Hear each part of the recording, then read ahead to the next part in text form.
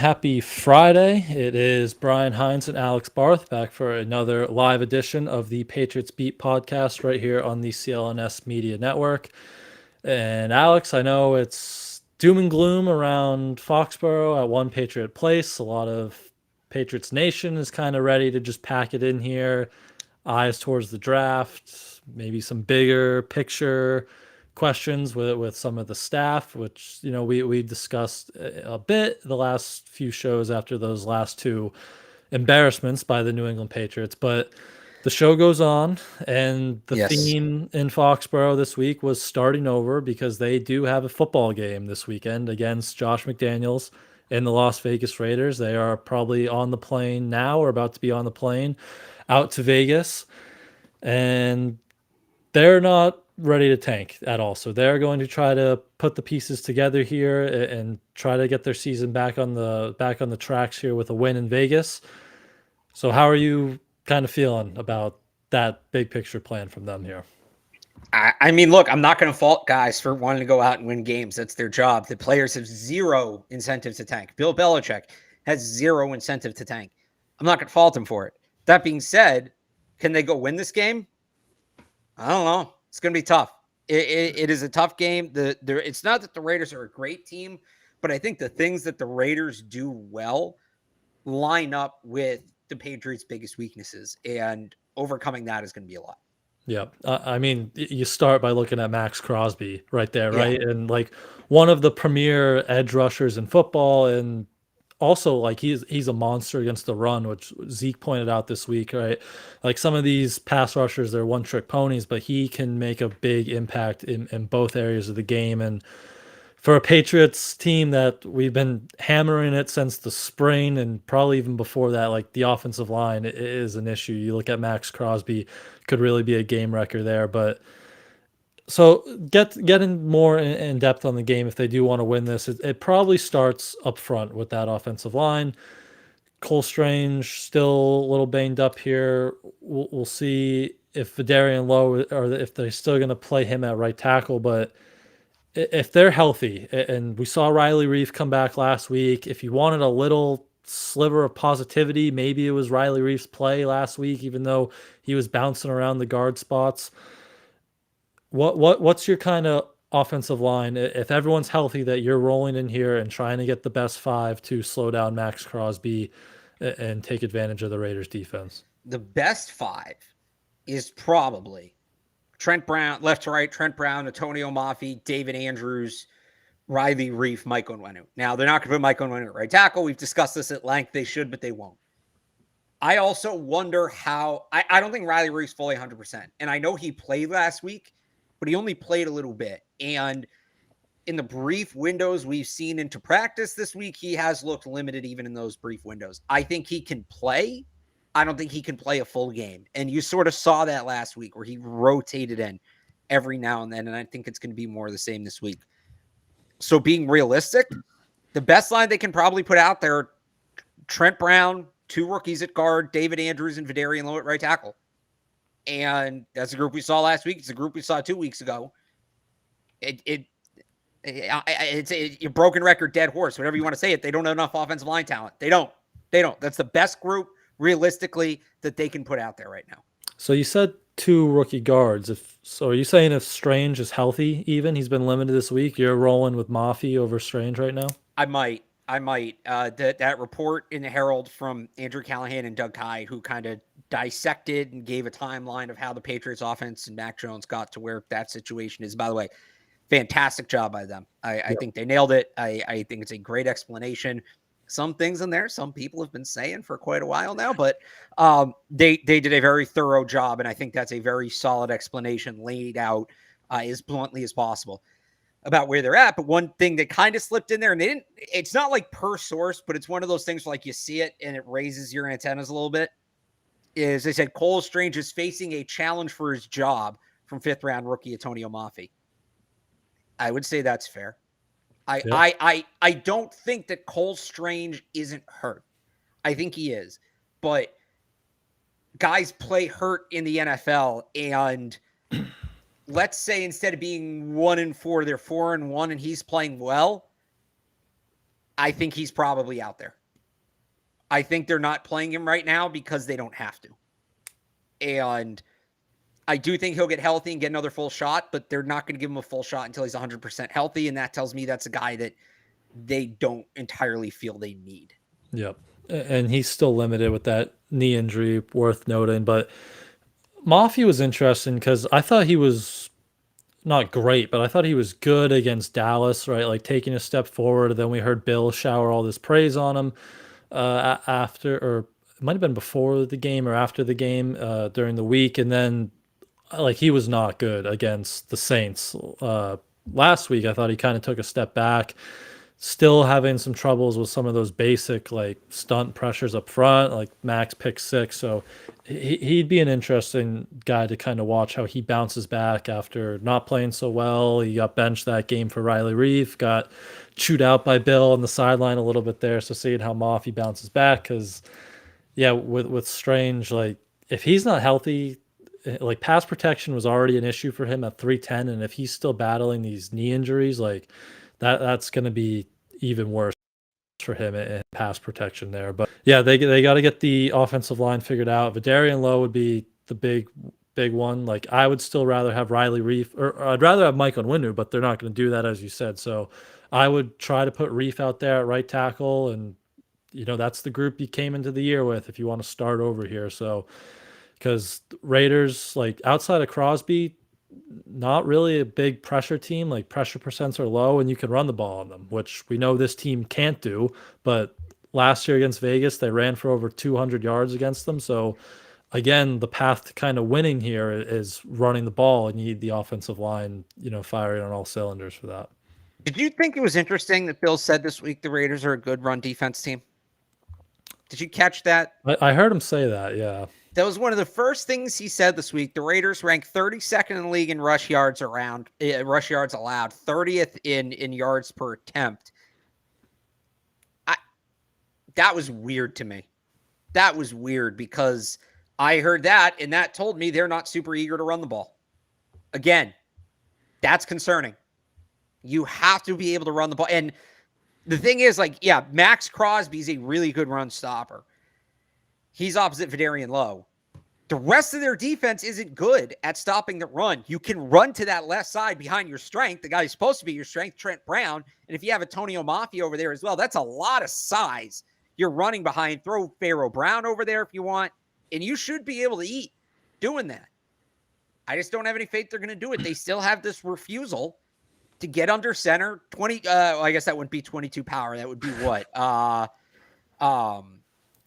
22. No, because 22, it's that'd be like 26 stretch.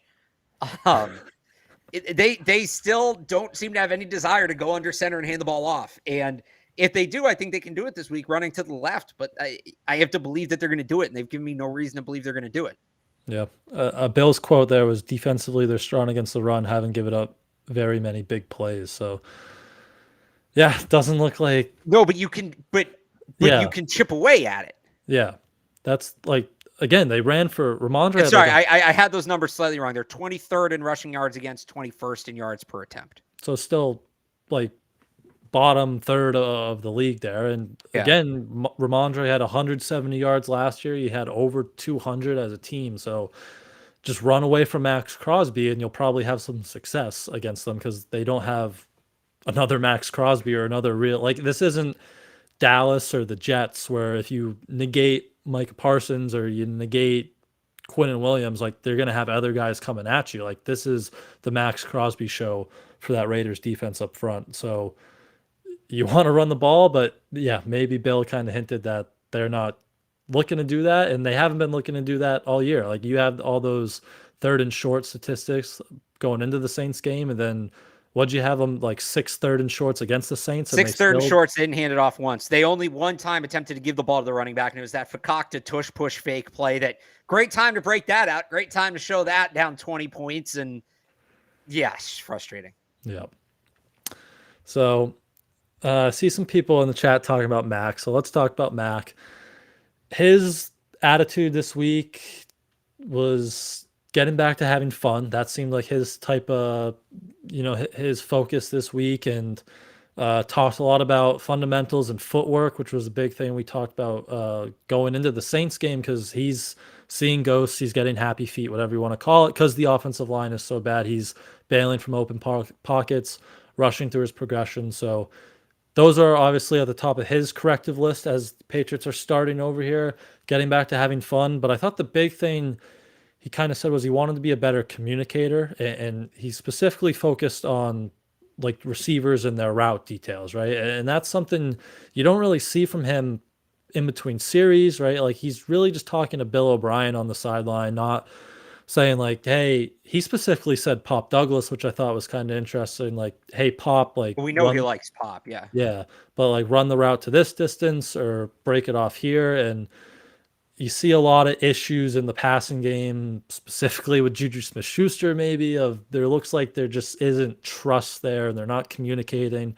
It's leading to Mac holding the ball, skipping progressions, skipping reads. So that will kind of be interesting to see if this communication picks up. How will it start looking cleaner and maybe Mac has a little more trust in that unit.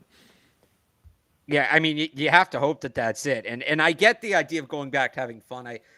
I know a lot of people are probably going to roll their eyes at that, and I kind of get it. But at the same time, you do have to enjoy it. You're playing a game at the end of the day, and it can get really tedious if you don't enjoy what you're doing. So I do think there is something to be said for all that. The question is, okay, then what? And they were never going to tell us the then what, because the then what is basically like strategically, what are they going to change? Are they going to run the ball more? Are they going to make changes to the depth chart? Are they going to focus differently in the passing game? Yeah, I'm not expecting them to tell us what that is. We're going to see what it is on Sunday, but you can't go in just thinking you're going to lose, because then you're going to lose. You still have to. A lot of the times people like make fun of players when they're like, oh no, I can do this, or I'm the best at this, or a 1-in-14 team late in the year being like, yeah, no, we believe we're going to go in and win. And like people make fun of that, but having that mentality in those situations is why those guys are professional athletes, because you have to think that way to be that and feel at 1-14. How successful are you? To be playing in the NFL, you're pretty freaking successful. Yeah. So you have to have that mentality, but then you also have to build on it as well. And I do actually like the mentality, the whole starting over thing, having fun thing. I do believe in that. But where are you taking that from here? That's my question. Yeah. And I wonder if the lack of success that Max had, even dating back to last year, because with the communication stuff, he mentioned, I haven't done that. He said years, I think. So really since he's been here, and maybe he just doesn't feel like if he's not playing good football, like who am I to go up to Juju or one of these receivers and say like, hey, you're running the wrong route there. But right. You kind of need to do that. Like you're in this together. You got to be on the same page and figure it out together. So that'll be interesting to see how he bounces back. And I mean, Vegas, he was house of horrors for him dating back to that preseason game last year. And then in the regular season, he was 13 of 31 for 112 yards. So I think it was either Evan or Taylor. I think it was Evan. He posted like the weakness against weakness this week with, like, we know the struggles the Patriots receivers have against man coverage, and the Raiders are one of like the worst man coverage defenses in all of football. So weakness against weakness there. It'll be kind of interesting to see how Mac bounces back. But you mentioned the depth chart there briefly. If he kind of bottoms out and continues on this downward trend, are you thinking maybe it's flip the page to Will Grier here, get Will Grier a look, or are you still on Bailey Zappi for now as the backup? I'd be interested to see Will Grier. I think Bailey Zappi deserves a chance to get a full week. A lot of people point to his struggles basically being he's thrown to the games cold, and I think there's something to that. Like, I think that's valid. I would also like to get a look at Will Grier. People who have followed me going back to like pre-Evan Lazar CLNS know there was a time where I thought Will Grier was the next guy in that, I think it was 2019 draft. I wanted them to take Will Grier to be the next guy for Brady. Obviously, that didn't pan out. I also think Will Grier was in some bad spots. And I'm not saying like at this point, I still necessarily believe that. I don't necessarily believe that Will Grier is the long-term fix for this team, especially not at this point entering midseason. Could he be a guy if you have to move on from Mac and Zappi? that can be the bridge guy next year if you draft a guy, maybe. I would just be, I feel like I more or less know what they have in Bailey Zappi. I'd still give him a full start if it gets to that point. I kind of want to know what they have in Will Grier too. I'd give him a look, but I don't know how caught up Grier is. Like, I feel like he would have to go to Zappi first. Based on just what Belichick said, it feels like Grier might need another week or two.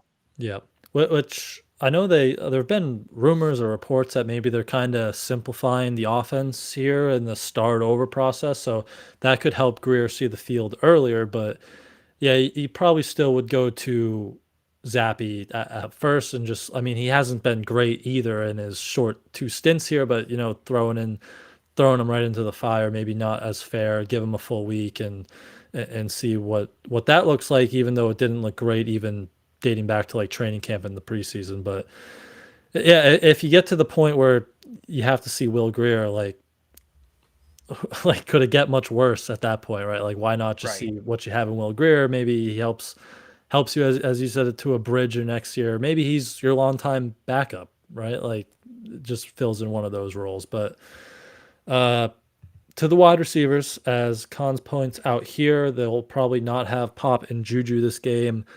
Doesn't look that way with those head injuries otherwise, like, you're mostly missing one game now in the NFL. That's how those usually work, and neither of those guys have practice all week, so they'll probably be ruled out in the next hour or two. But so without them, Tyquan returned to the field this week off IR. Is he our savior? Is Tyquan coming in to save this offense as a speedster here?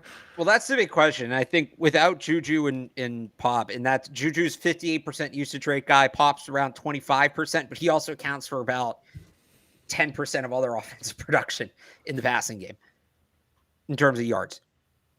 There's a couple routes they can go here. It will probably be a little bit of everything. The question is which one supersedes. The first, there's really four. The first is just a ton of 12 personnel. And for this game specifically, that's kind of the route I want them to go.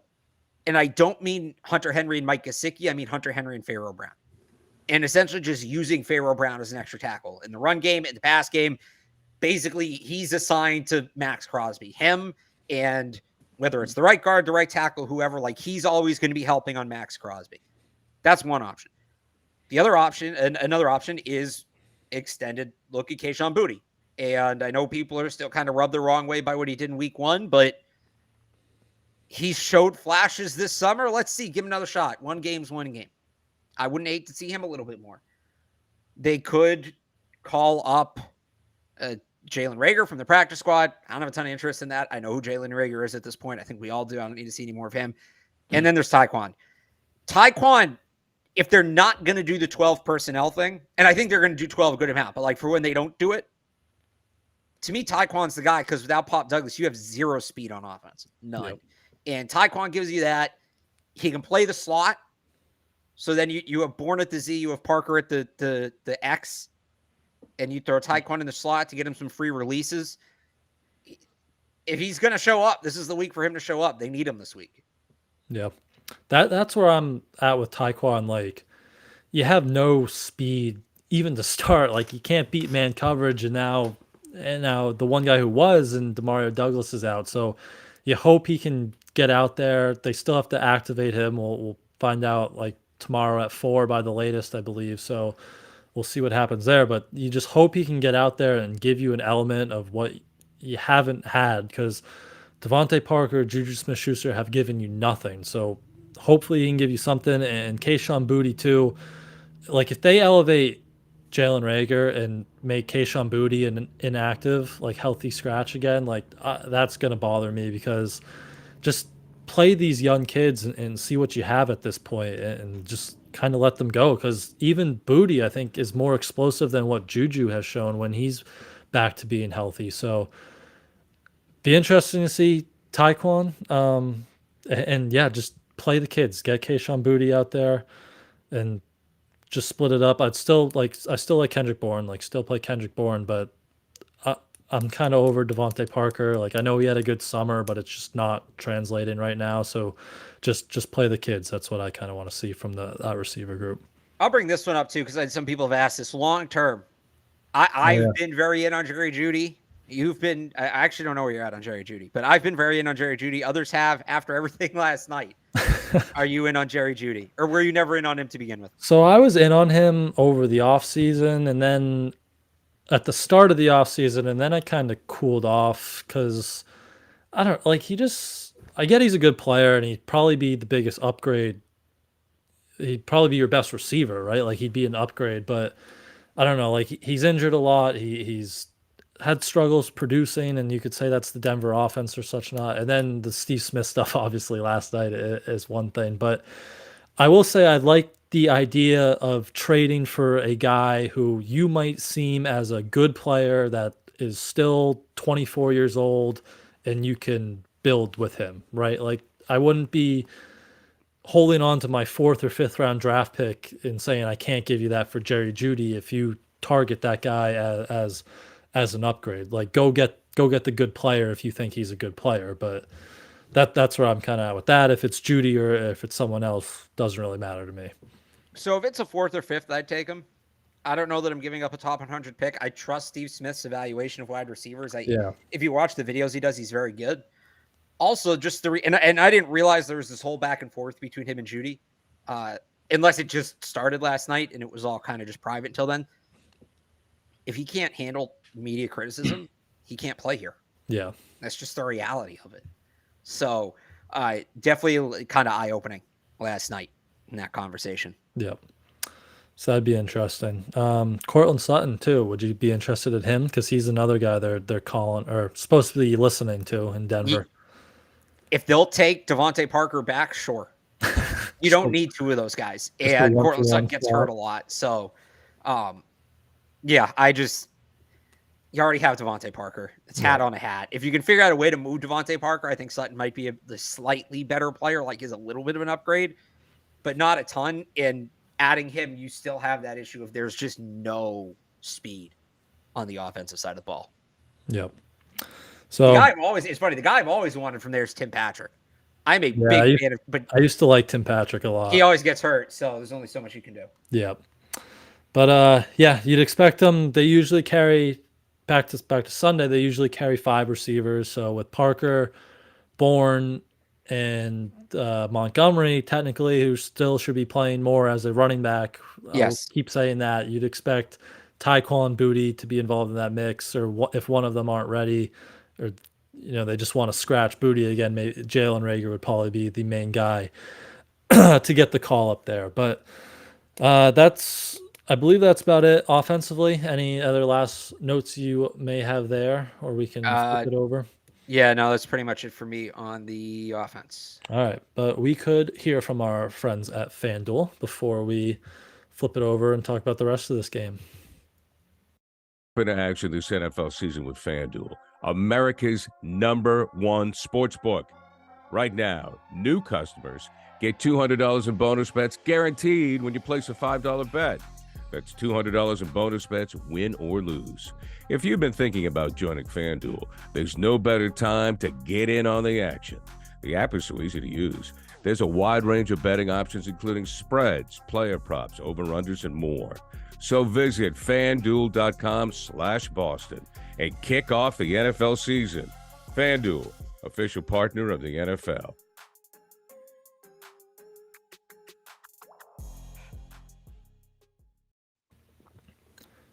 All right, so on the other side of the ball, we got our favorite quarterback, Jimmy Garoppolo, this week over there in Vegas, who Bill said can make all the throws today.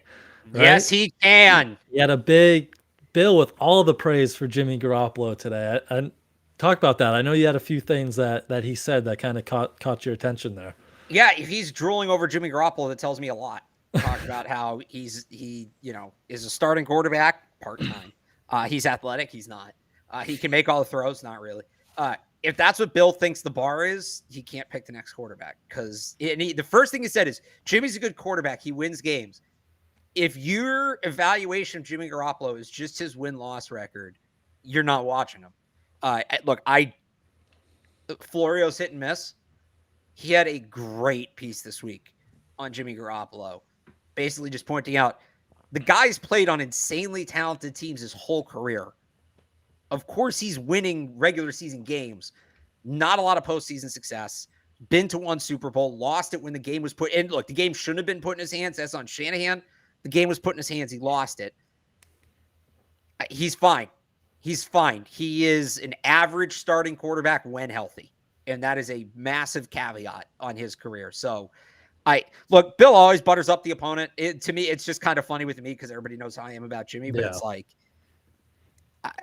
if that's actually, and I wonder if that was just taking a little shot at Kraft. Like, well, this is the guy we drafted to be the starting quarterback. If you forget Mac, should have been this guy all along. Shouldn't have been. Brady won another Super Bowl. Jimmy hasn't.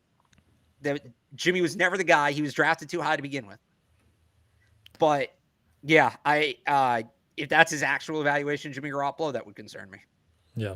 So you're not buying the tell that he makes all the throws, that he maybe doesn't like Jimmy Garoppolo? Well, no, because he says makes all the throws about a lot of quarterbacks. So you're talking about the Andrew Callahan thing, right? Yeah. Andrew Callahan has a theory that whenever Bill Belichick says the quarterback makes all the throws, it means he doesn't think he's good. Yeah. There's a caveat on that people miss. It's when he says that and only that. He'll say a quarterback can make all the throws, but if he says, yeah, reads the field well, makes all the throws, quicker, like that just means he's good. If like Zach Wilson, right? That's the only thing he says. And he's athletic, which like right. So because it was accompanied by some of that other stuff, I don't read into it as much. If he had just, and it was the first thing he said, so I got all excited. Yeah, Jimmy can make all the throws. It's like, here we go. And then he went on with all that other nonsense. So yeah, but yeah, so many former Patriots over on that side of the ball. Jakobi Meyers is obviously the big storyline this week. I know you're expecting big things from Jakobi Meyers this week. Jakob Johnson, who we all miss. We love Jakob Johnson on this team right now. Bring back the fullback. He's a free agent next year. I'm already have my eye on him, but what you looking at from Jakobi this week? I know you're excited to watch him. How will the Patriots? They have Devontae Adams on the other side too. So like this is a perfect role for Jakobi being that number 2 guy to a talent like Devontae Adams that he never really was able to do here, and he still produced here so much. But yeah, Jakobi looks really, really good in that offense. Devontae Adams, even though he's battling a shoulder injury, is obviously Devontae Adams. So we have J.C. Jackson, Jonathan Jones is out there. We still haven't seen Jack Jones with that hamstring injury on IR. So still a little undermanned there in the secondary, but how you kind of rolling out to stop that group this week?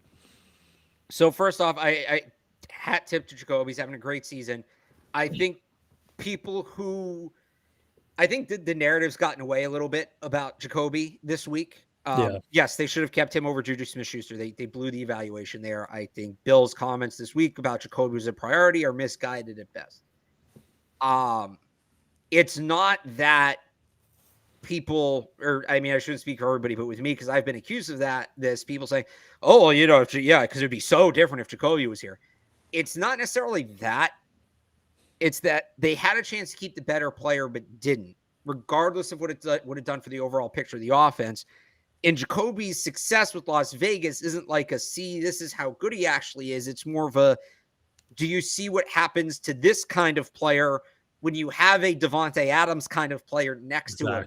We talk about the coverage dictating wide receiver all the time, that Tuesday morning meeting guy, right? The defense are going to have to game plan around so everybody else maybe gets a little bit less attention.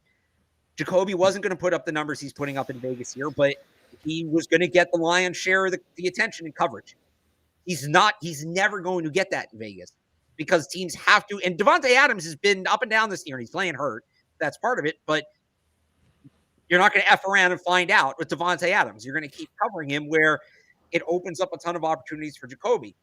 So that's where this thing is frustrating. It's like, this is the proof of what we've been yelling the last 2 years about the number 1 wide receiver, like where people are like, oh, you don't need, like, Jakobi Meyers is not a difference maker. Why are you so attached to Jakobi Meyers? We never said he was, but he's a good player in the sense that if you have the top of the depth chart guy as a complementary piece, he can absolutely produce. I bet if you put Kendrick Bourne in Vegas, you get a very similar result.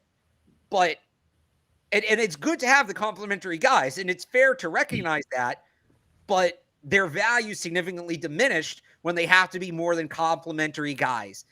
And that's what this difference is. The role Jakobi Meyers is in right now. There were two teams I looked at when he hit free agency that I was like, this is like the perfect fit. The Raiders and the Eagles.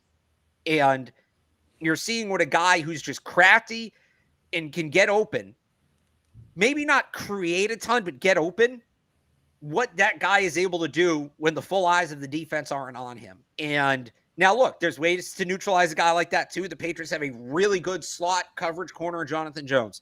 To me, that should be the one-on-one in this game. You're going to have J.C. Jackson with help on Devontae Adams, and you're going to have Jonathan Jones take away Jakobi Meyers. These two guys that know each other well, have a lot of experience against each other in practice. Should be a very fun matchup. You know Jakobi's coming in with a little extra juice. You know Josh is going to have something up the sleeve for him in this game. Does he throw the ball maybe? But it's just, you see it. And good for Jakobi because he's finally in the role he should be in, and he's knocking it out of the park.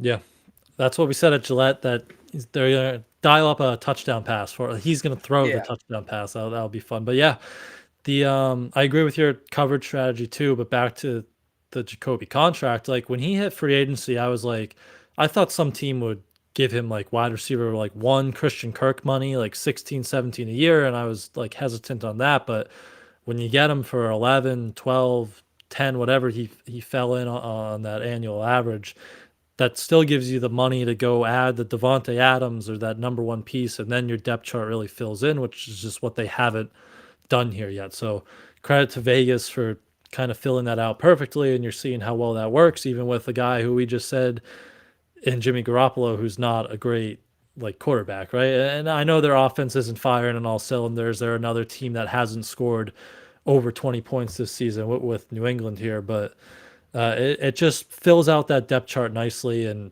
like that's how you fill out your receiver depth chart going forward, and that's right. Kind of the target plan. But sticking in the Patriots secondary, the big theme this week was creating more takeovers, turnovers, and kind of helping the offense out, right? Like, I know there was that kind of growing concern that would there start to be some fingers pointed, and I think Callahan kind of alluded to that in that Herald article you were talking about, where the defense is kind of like, come on, guys, like we need some help. This is kind of getting unacceptable with scoring 3 points the last two games, getting outscored 22-3 when the offense is on the field. But the defense is they're saying all the right things, right? Like Steve Belichick said, we got to handle our own stuff, saying that nicely. And they're focused on creating more turnovers. They only have 2 this year. Jabril Peppers listed through like 4 or 5 the other day of plays that they should have had. Create some turnovers, try to give Mac this offense a short field. So we've seen Jimmy throw some interceptions. Think we can get some more on Sunday here? They're going to need it. They're going to need it. And I absolutely get the defense being frustrated. It's fair. Yeah. They've done their share. And it by the way, it goes beyond the last 2 games. It goes back to the turnover they forced against the Eagles in the fourth quarter, the turnover they forced against the Dolphins in the fourth quarter, the only 2 turnovers they forced all year, by the way, in the defense, the offense not being able to do about it. So I absolutely get the frustration, but I don't know, lack of a better term, nobody's coming. It's up to them. Like, I don't know that the offense, they're going to be better than this. They're not going to score, they're averaging 11 points per game this season. They're averaging 1.5 points per game the last 2 weeks. It's not going to be that forever, but if they're going to win games, it's going to be the defense, not just stopping the opposing offense, but making plays themselves. Yeah. And Vegas, that was where Kyle Duggar had his like tremendous pick 6 last year, where he like read that screen. He was the guy who popped up on the injury report this week with a foot injury. Been kind of quiet this year, I'd say, from the Kyle Duggar we've known, whether that's kind of changing roles without Devin McCourty back there in the secondary. I know he almost had a pick last week, but kind of a quieter Kyle Duggar. So it'd be nice maybe if he makes a splash play or 2 there. Maybe not a touchdown, but just, a turnover, give Mac, the offense, 40, 30 yards to work with instead of having to go the whole field, because they need it. They need the help there. And then the only other thing defensively I had was you got to find a way to get to Jimmy Garoppolo. Like, they could not get to Derek Carr last week. You really felt the impact of no Matt Judon. PFF had the Patriots blitzing 48% of the time, and they only had a 24% pressure rate. So that's not great. That's not going to cut it. And I know Josh Uche is also on the injury report now. He's limited this week, so you need him. You need Christian Barmore. You need Keon White. You need these guys to kind of step up and get to Jimmy Garoppolo in this game. Yeah, absolutely. They couldn't do it last week with the banged up offensive line. Raiders' offensive line's banged up as well. I think I don't know. Has Leatherwood been ruled out? I don't know if he's been ruled out, but like I don't think so. Their right tackle's banged up one way or the other. So they're gonna need the they need to get pressure one way or the other. Yep. So how am I? Sorry, I gotta get to this in the comments, and I try not to do this. How am I a Mac Jones apologist for saying the defense needs to score? If I'm sitting here saying the offense doesn't have the ability to score, and he's the quarterback, so the defense needs to do it, I can't with these people. I freaking can't with these people. Every week it says, Mac Jones needs to stop throwing to Juju Smith-Schuster. Oh, you're making excuses for Mac saying it's Juju's fault. No, I'm saying he's throwing to the wrong receiver. Oh, you're saying the defense needs to score, so that means that Mac Jones, you're making excuses for Mac Jones. No, I'm saying he can't do it. What the hell do you people want from me? I'm sorry. No. The last 2 weeks. You're literally saying Mac Jones can't lead a scoring drive, so you need the defense. What do you want me to say? That his parents should disown him? Like, I'm not going to take personal shots at the guy. I'm sorry. Yeah. I don't do that. I don't do that with players. Yeah. Get over it. You've been calling out Mac. You've been fair with him. I think I've been perfectly fair. Yeah, I definitely agree. You want to lay that ladder out that you laid out in the workroom today of the Patriots offensive issue? I know it's not a ladder. That's the thing. It's all it's like just this big concoction. The offensive line struggles, so Mac gets sped up, and that hurts when he's already limited, and that makes the line worse because now they're pressed to do more, and the receivers can't get open. So Mac feels like he needs more time than the line can give him, and then he feels like he has even less time than that because the line is bad, and the wide receiver's not getting open means he's forcing throws, and then they can't run the ball at all. So everybody stays covered because they won't even run the ball. So there's no reason to respect the run. It's just the whole thing. You can say Mac's if you want to tell me Mac's the biggest problem with the offense, if you want to tell me the line is the biggest problem with the offense, you want to tell me it's the receivers, if you want to tell me it's the coaching, if you want to tell me it's the run game, you're right. I'm not going to argue with you.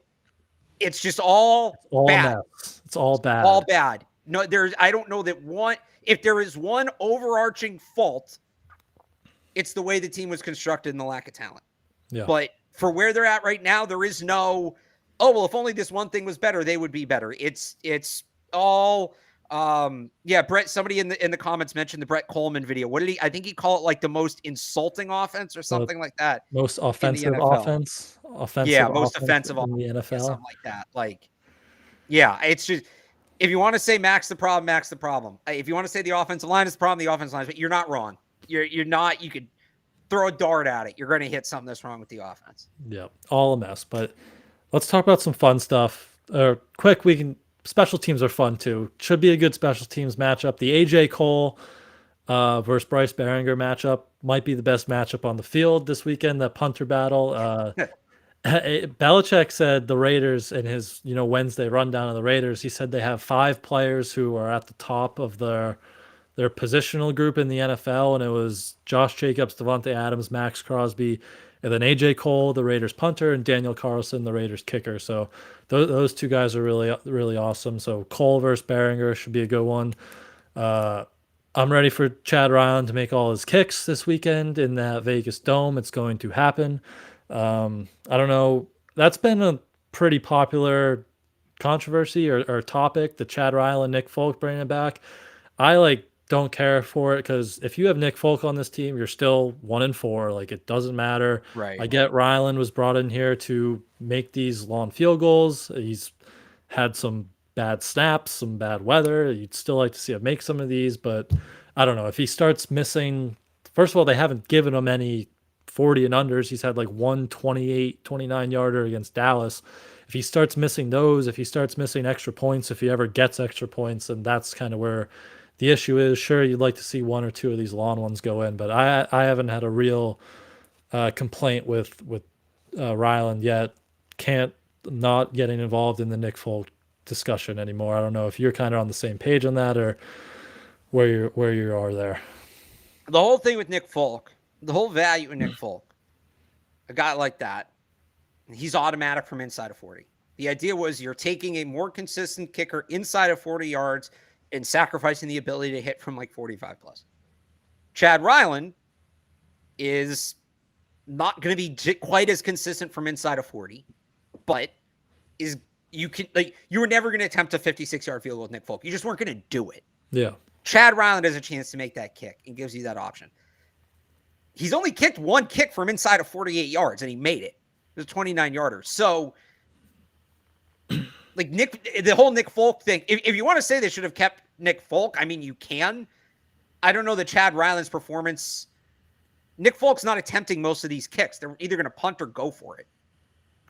That's not to defend the decision. I'm just saying it's two separate conversations. Now, if Chad Ryland is missing left and right, all the time from inside of 40, it becomes another conversation. But I do think it's this thing where he didn't kick a lot in the preseason.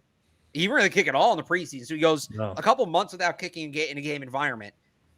He didn't kick in week 1, has to kick on a horrible snap with bad fields from long range in week 2. And is it just starting to build for him mentally? And that's not to make excuses. You're supposed to be mentally strong as a kicker. It's one of the most important parts of that position. I would say even more than quarterback, you need to be mentally strong at kicker, because with quarterback, you get a lot of chances to go back out there and fix it. Kicker, you miss a kick. Especially on this offense. Right. You might not get another chance to make a kick that way. You might have to sleep on that for 7 days, 14 days. Yeah. So he's got to figure it out, but it's not like he's been put in easy positions. I like the idea that they moved on from Nick Folk when they did. And I know he's been good, but it's that year too early versus year too late thing. He struggled down the stretch last year. They needed somebody to do kickoffs. And I do like the idea of having a kicker that can expand the range a little bit and hit from like the low 50s to mid 50s. I like that. Maybe Ryland was the right guy for that. Maybe he wasn't. But moving on from Nick Folk for a guy like that, I still don't have a problem with. Now, did they choose the wrong guy? We'll see. And early on, it looks like they might have. We got to see him kicking a little more consistently, but I will still say moving on from Nick Folk was the right idea. Yeah. Also, I wouldn't have drafted the kicker in the 4th. If I was going to draft kicker that high, I would have taken Jake Moody. If not, I would have waited and gotten a UDFA, and we've seen some UDFAs that have been really good this year. But I'm still okay that they moved on from Nick Folk. I'll stand by that take. I have no problem with that. I won't lose sleep over that. I'm with you. And if Nick Folk's here, what is he? Like, I think Ryland's 4 of 8. They wouldn't have attempted the 50-something yarder against the Jets. Maybe they wouldn't even have attempted. Like, Ryland had 4 48 to 50-yard field goals against the Jets all in the rain. Like, would he even have kicked any of those? Even the one he missed in the Saints last week was 48 into the wind. I don't know if you heard the CBS, the game broadcast on CBS after, but they had a sideline report after where they're like, Bill was saying, we're still trying to figure out how this scoreboard affects all the wind here. And you saw the wind kind of carry that one left. So I don't know. Like, I don't think, first of all, you'd still be 1-4. And I don't think Nick Folk would be like 8 for 8 from 55 yards all of a sudden in this year. So I think that was the right move. I still think Chad will be a good kicker, but obviously time will tell. Hopefully they can... these have been tough kicks. These have been like let's not get that wrong. The snaps have been bad. If I'm concerned about any of the specialists right now, it's Joe Cardona, if we're being honest. That's not to say Ryland's been fine, but his struggles aren't. It's not necessarily just like, oh, he can't kick. There's extenuating circumstances here. I got to see some more of them. Yeah, I agree with you. But if that's all your Patriots talk, we can get to some college football. And lots of good top quarterbacks have some big matchups this week. If you're a Patriots fan that's already looking at that position in the draft, I know we get our road Knicks this week with a big game, big top 10 game against Michael Penix in Washington. Probably, is that where game day is? Game of the week? Yes. Yep, that's what I figured. So that would be a good one. And then Caleb Williams, Drake May, probably 1-2 in this draft, unless Marvin Harrison squeaks in there. They both have top 25 games at night, so plenty of good quarterback play this weekend in the college football landscape. Yeah, I'm excited. I mean, that game in the afternoon, Washington, Oregon, is going to be awesome. And you talk about stakes for the draft in particular. I part of the way I do the draft, and Brian, you'll learn this, and people who've watched the show kind of know. Like, a lot of people got excited about what Drake May did against Syracuse last week. No disrespect to Drake May. I don't really care what he did against Syracuse. He should march up and down the field against Syracuse. Syracuse isn't good. I look a lot less at that game compared to, like, in a couple weeks, I think it's November 11th, he plays Duke. UNC plays Duke. Duke has one of the best defenses in the nation. When we go back and start really digging into these guys, I'm going to weigh the Duke game, the UNC game against Duke a lot more than I weigh the game against Syracuse. He's got a back-to-back Duke November 11th and then next week at Clemson. So that'll be a good. Yeah. So the reason I bring that up is this week, Michael Penix, Bo Nix. This game is going to tell us so much about both of these quarterbacks. Penix, it's a little simpler for Penix. It doesn't mean the stakes aren't high, but it's just he's having a great year. He's not averaging 400 passing yards per game, 399.8, and that is very annoying to me. Is it really that close? 399.8. Oregon, 5th best scoring defense in the nation, 11.8 points per game. 5th best passing defense in the nation, just under 160 passing yards per game. So this is, at least in the regular season, I don't know, maybe they make it to the playoffs, he gets Georgia. But in terms of the regular season, this is the best defense Michael Penix will face. So we're going to learn a lot about what Michael Penix can do this week. For Bo Nix, also playing very well. Washington's defense is no slouch, 27th in the nation. I think it's like 18 point something points per game. But the bigger issue for Bo Nix is so I've kind of given the spiel before. Bo Nix was bad at Auburn. He was there for 3 years. He was number 1 recruit in his class, went to Auburn, struggled. A lot of what he struggled with, negative plays were a big one. A lot of picks, a lot of sacks.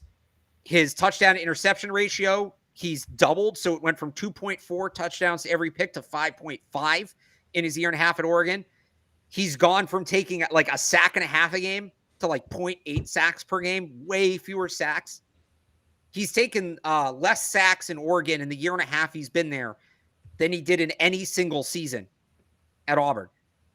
But the one box Bo Nix still needs to check is he's never been able to win on the road, especially against good teams. At Auburn, he was 2-6 against road opponents that were ranked. Two of those teams, the 2 teams he beat were ranked 17th. Every other team he lost to was higher. So against teams in the top 15, 0-6 on the road. And it's not just that he would lose those games.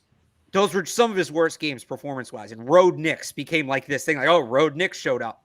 He's played one ranked opponent on the road at Oregon. That was last year against Oregon State. They lost that game. And after this, Oregon only has one ranked road opponent left. That's Utah in 2 weeks. They're ranked 16th. They are not the caliber of team that Washington is. They were more like that the Texas A&M team and the Arkansas team he beat in 2019 and 2021 at Auburn. I need to see Bo Nix go into a tough environment against a great team with a great quarterback. I don't even need to see him win the game. Like, if they lose 60-50, all right, whatever. Unless Bo Nix throws like a ton of picks, right? If he goes toe-to-toe with Penix and gives them a chance to win it, I'm going to be very comfortable calling Bo Nix a first-round pick. He's still not my favorite. He's 23. His ceiling's a little capped. Somebody brought up like the Mac Jones comp that's been made for him. He's more athletic than Mac, but there definitely is some of that thing there. If he comes out and Road Nix shows up, I'm not touching Bo Nix with a first-round pick. And it's not like I can say, all right, well, he can still develop. He's 23. This game's going to do a lot for his draft stock. A lot for his draft stock. Penix as well, but it's kind of just, can you play good against a good team? It's simple. We've seen this narrative before. With Bo Nix, it's this really unique angle of him going on the road and winning against a tough team. But it's going to be a very interesting game to watch in that regard. It's also a big game. I mean, the winner more or less clinches a spot in the Pac-12 championship.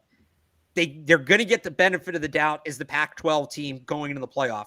USC has looked bad not bad, but like they have not looked like a top They 10 got team the outplayed last by 2 like weeks. Arizona. They got last outplayed week. by a bad Arizona team. They nearly let Colorado come back and beat them. That defense is questionable. Caleb Williams is the only reason they're winning games right now. It doesn't look like there's much else there. Yeah. So this is a big game for these two teams. Like draft stuff aside, but you can add that element as well. And it's a rivalry. It's the Cascade Clash. Some people call it the border war. I, at one point, attended Missouri Accepted Student State. Didn't get a chance to go, but the border war for me will always be Missouri-Kansas. I miss that rivalry. But Cascade Clash, Washington, Oregon is going to be great, except Oregon wearing those cookies and cream uniforms. Those things are gross.